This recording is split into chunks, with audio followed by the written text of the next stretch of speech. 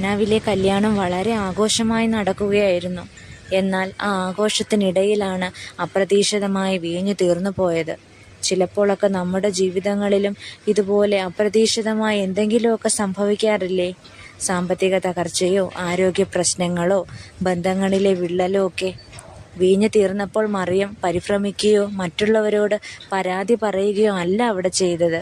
പകരം പരിഹാരമുണ്ടാക്കാൻ കഴിയുന്ന ഏക വ്യക്തിയായ യേശുവിൻ്റെ അടുത്തേക്ക് പോയി. നമ്മുടെ ജീവിതത്തിൽ പ്രതിസന്ധികൾ ഉണ്ടാകുമ്പോൾ നമ്മൾ ആദ്യം ആരോടാണ് സഹായം തേടുന്നത് എന്നത് പ്രധാനമാണ്. യുക്തിക്ക് നിരക്കാത്ത കാര്യമായിട്ടും വേലക്കാർ കൽപാത്രങ്ങളിൽ വെള്ളം നിറച്ചു. സാധാരണയെ അസാധാരണമാക്കുന്ന ദൈവം.